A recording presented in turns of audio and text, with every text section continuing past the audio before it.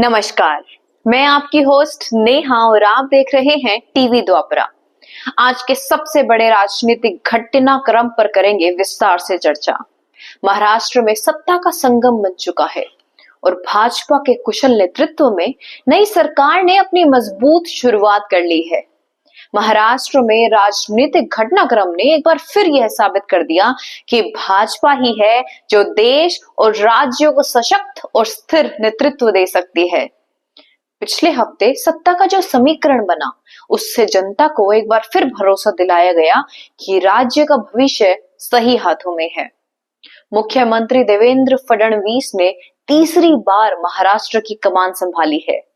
10 साल के भीतर तीसरी बार मुख्यमंत्री बनने वाले देवेंद्र भाजपा से पहले ऐसे नेता है। सत्ता में भाजपा, शिवसेना और एनसीपी का यह गठबंधन महायुति का सच्चा उदाहरण है। यह स्पष्ट करता है कि जब जनता के हित की बात आती है तो भाजपा के नेतृत्व में सभी दल एक मंच पर आ सकते हैं। अब बात करते हैं उस महत्वपूर्ण चर्चा की जो इन दिनों दिल्ली से मुंबई तक चल रही है, मंत्रिमंडल गठन और विभागों के बंटवारे की। मुख्यमंत्री देवेंद्र फडणवीस, डिप्टी सीएम अजित पवार और पूर्व मुख्यमंत्री एकनाथ शिंदे के बीच बैठकों का दौर जारी है। सूत्रों के मुताबिक गृह मंत्रालय को लेकर बातचीत गर्म है। डिप्टी सीएम देवेंद्र का कहना है कि गृह मंत्रालय उनके पास रहना चाहिए।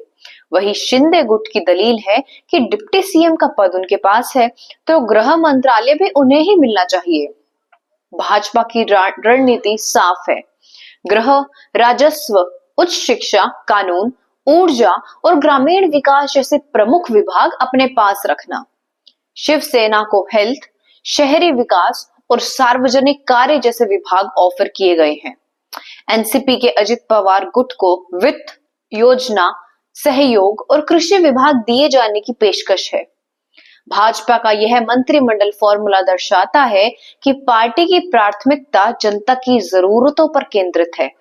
ग्रामीण विकास, ऊर्जा और शिक्षा जैसे अहम विभाग भाजपा के पास रहेंगे ताकि राज्य में प्रगति के पहिए तेज गति से घूमे।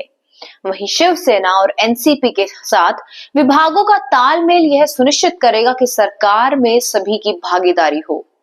सूत्रों के अनुसार मंत्रिमंडल में भाजपा को सबसे ज्यादा 20 मंत्री पद मिलने वाले हैं। शिवसेना को 12 और एनसीपी को 10 पद दिए जाएंगे। कुल मिलाकर 43 मंत्री होंगे। यह दर्शाता है कि भाजपा अपने साथियों को सम्मान देते हुए राज्य की राजनीति में अपना प्रमुख स्थान बनाए रखेगी। 5 दिसंबर को देवेंद्र ने मुख्यमंत्री पद की शपथ ली।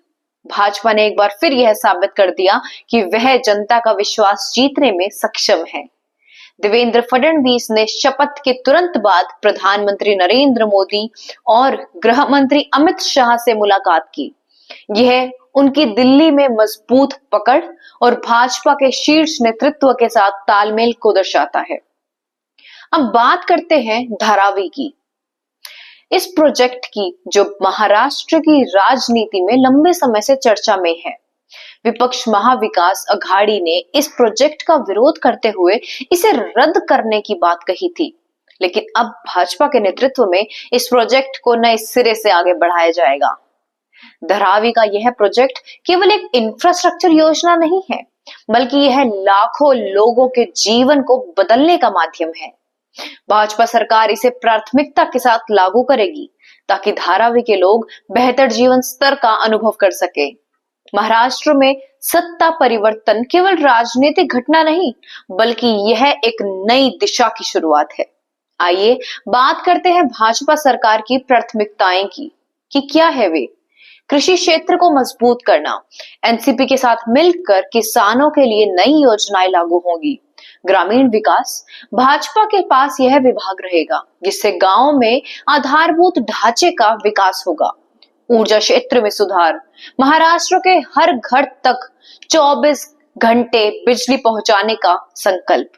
शहरी विकास, शिवसेना के साथ मिलकर शहरों का कल्याण करना। महाराष्ट्र में भाजपा ने एक बार फिर यह दिखा दिया कि राजनीति से ऊपर जनता का विश्वास है। देवेंद्र फडणवीस, अजीत पवार और एकनाथ शिंदे की तिगड़ी राज्य को नई ऊंचाइयों पर ले जाएगी। तो तैयार हो जाइए, क्योंकि महाराष्ट्र में विकास की नई कहानी लिखी जा रही है। यही है भाजपा का विजन, सशक्त महाराष्ट्र, समृद्ध महाराष्ट्र। तो ये थी हमारी आज की खास पेशकश। महाराष्ट्र के राजनीतिक घटनाक्रम पर बने रहिए हमारे साथ और देखते रहिए टीवी द्वापरा। अगले एपिसोड में फिर मिलेंगे, तब तक के लिए नमस्कार।